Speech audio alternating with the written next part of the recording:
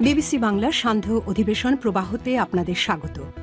আজ আপনাদের সাথে লন্ডন স্টুডিও থেকে আছি মানসী বড়ুয়া। বাংলাদেশের সর্বশেষ গুরুত্বপূর্ণ আপডেট সংবাদে আপনাকে স্বাগত। শুরুতেই সংবাদ শিরোনাম, পরে বিস্তারিত। প্রথমেই জানাবো আমাদের হাতে থাকা সর্বশেষ গুরুত্বপূর্ণ সবথেকে তাজা আপডেট সংবাদ। জাতির উদ্দেশ্যে ভাষণ দিলেন প্রধান উপদেষ্টা। আজ রাতে জাতির উদ্দেশ্যে ভাষণ দিয়েছেন অন্তর্বর্তীকালীন সরকারের প্রধান উপদেষ্টা প্রফেসর ড. মোহাম্মদ ইউনূস। আজ ৯টা ১৫ তিনি এই ভাষণ শুরু করেন। এর আগে অন্তর্বর্তীকালীন সরকারের প্রধান উপদেষ্টার প্রেস সচিব বিষয়টি নিশ্চিত করেছেন।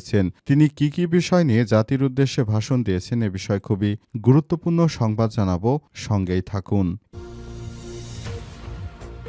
এরপর জানাবো, জুলাইয়ের আকাঙ্ক্ষা পূর্ণ করতে কোনো ছাড় দেয়া হবে না।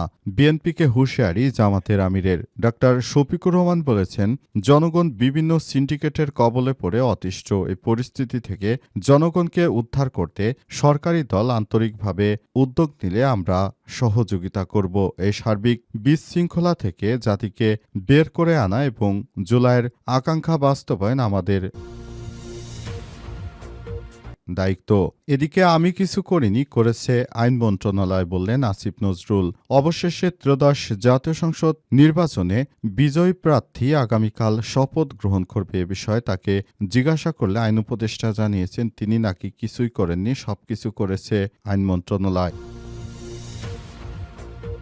এবারে জানাবো, ফয়েজ আহমেদ তৈয়ব ফেসবুকে জানালেন, আমি মুখ খুলে অনেকের আন্ডারওয়্যারও খসে পড়ার চান্স আছে, হিসাব করে পাঙ্গা লড়তে আইসেন। টেলিকম খাতে দুর্নীতি করার সময় কোনো ফাঁকফোকর রাখেননি, কিন্তু আপনাদের দুর্নীতি ধরে ফেলেছি। আমি যদি এখন মুখ খুলি, এমন এমন ব্যক্তি রয়েছেন তাদের আসলে শুধু প্যান্ট নয়, আন্ডারওয়্যারও খসে পড়বে। তাদের বিরুদ্ধে আমি যে কোনো সময় মুখ খুলব বলে এমনটা জানিয়েছেন তিনি। উল্লেখ্য, তিনি নতুন সরকার গঠনের আগেই তিনি আসলে দেশ ছেড়ে পালিয়ে গেছেন।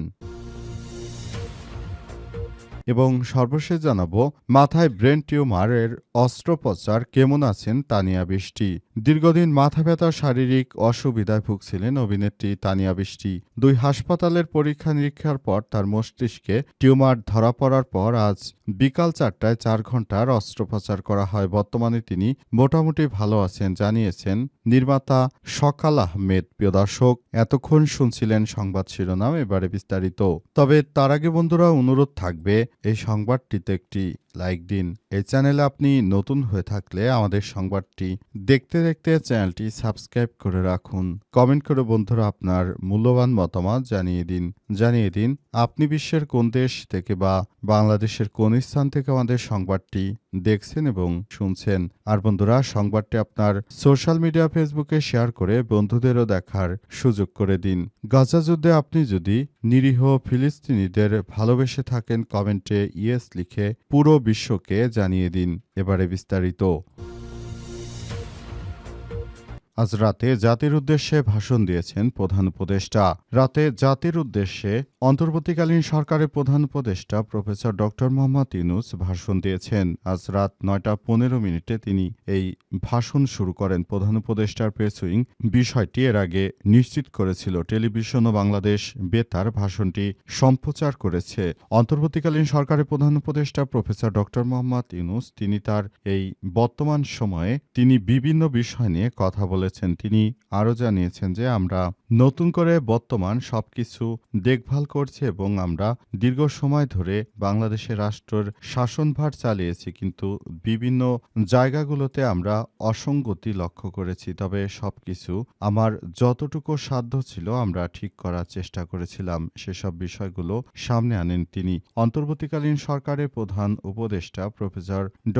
মোহাম্মদ ইউনূসের সরকার তিনি যে নতুন বাংলাদেশ গড়ে তুলতে চেয়েছেন, সেই বাংলাদেশটা তিনি নানাভাবে রিপ্রেজেন্ট করার চেষ্টা করেছেন, কিন্তু অনেকেই তাকে বাধা দিয়েছে। আবার তিনি এই চ্যালেঞ্জিং সময়ের মধ্যে তিনি ক্ষমতা দখল করারও অনেক এবং ক্ষমতার ভারসাম্য রক্ষা করার চেষ্টা করেছেন।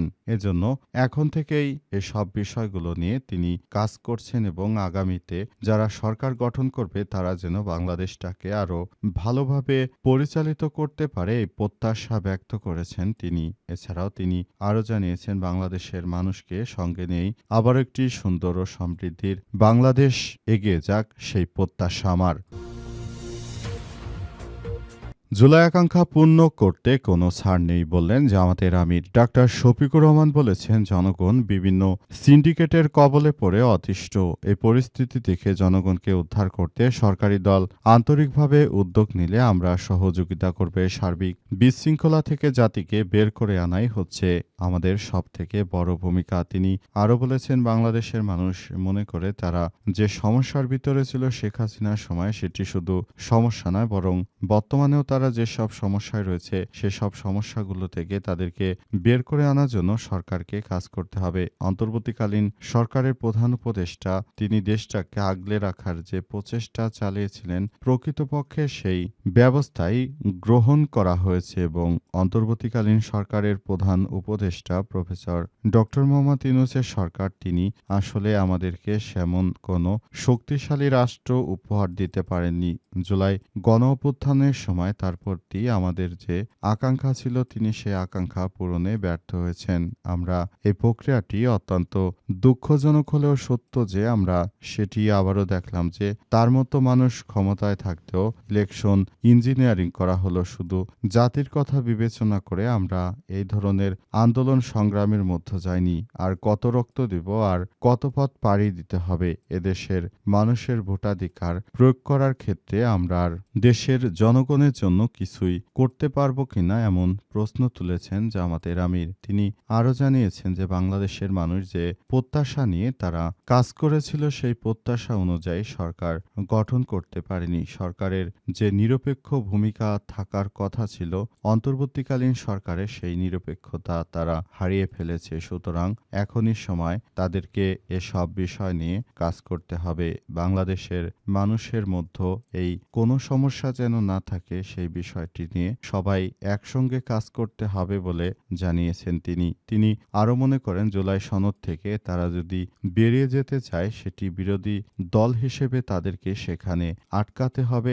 এমন একটি দায়িত্বশীল নেতৃত্বই আমরা দিতে চাই বলে জানিয়েছেন জামাতের আমির। সেজন্য তিনি এখন থেকে সবাইকে নিয়ে সুন্দর ও সমৃদ্ধির বাংলাদেশ গড়ে তোলার স্বপ্ন দেখেন এবং তিনি মনে করেন আমরা ক্ষমতায় না গেলেও একটি শক্তিশালী বিরোধী দল হয়ে বাংলাদেশের যে সুযোগ পেয়েছি সেবা করা, সেই সেবার মধ্য দিয়ে মানুষের মনকে জয় করে নিতে হবে, এমন একটি সমৃদ্ধির কথাই জানিয়েছেন তিনি।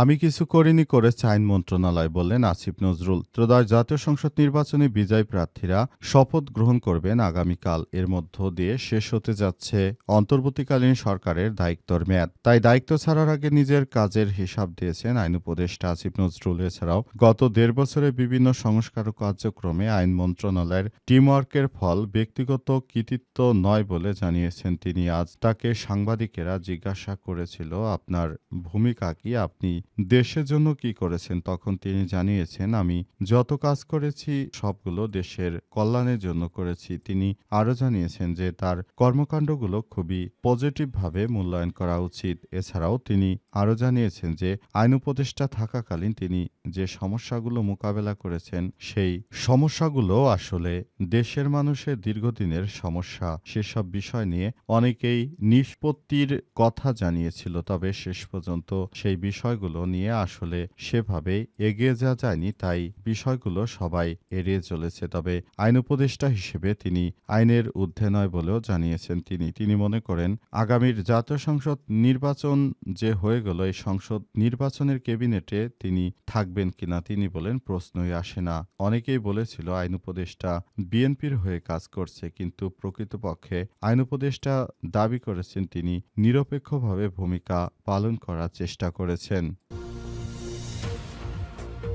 মুখ খুলে অনেকের আন্ডারওয়্যার খসে পড়ার চান্স আছে, হিসাব পাঙ্গা লড়তে আইসেন, বললেন ফয়েজ আহমেদ তৈয়ব। টেলিকম খাতে দুর্নীতি করার কোনো সুযোগ রাখেননি বলে দাবি করেছেন ডাক, টেলিযোগাযোগ ও তথ্য মন্ত্রণালয়ের দায়িত্বপ্রাপ্ত প্রধান উপদেষ্টার বিশেষ সহকারী ফয়েজ আহমেদ তৈয়ব। তিনি জানান, লাইসেন্স না দেওয়ায় রাজনৈতিক দলের অনেক মানুষ তার উপর নাখোশ হয়েছে। তিনি আরও বলেন, মুখ খুললে বহু ভদ্রলোকের শুধু প্যান্ট খুলে যাবে না, বরং আন্ডারওয়্যার প্রকাশ্যও খসে পড়ার চান্স আছে, তাই আমার সাথে হিসাব করে পাঙ্গা লড়তে আসবেন, বরং আমার কাজ নিয়ে আলোচনা সমালোচনা করুন, দেশের ২ পয়সা উপকার হবে। আর সামাজিক যোগাযোগ মাধ্যমে তিনি এমন কথাই পোস্ট করেছেন। তবে তিনি উপদেষ্টারা নতুন করে সরকার শপথ গ্রহণের আগেই তিনি দেশ ছেড়ে পালিয়ে গেছেন। অনেকেই সে বিষয়টি বলাবলি করছে যে তিনি এমন একজন দায়িত্বশীল ব্যক্তি হয়ে তারপর কিভাবে দেশ ছেড়ে এভাবে পালিয়ে গেলেন। তবে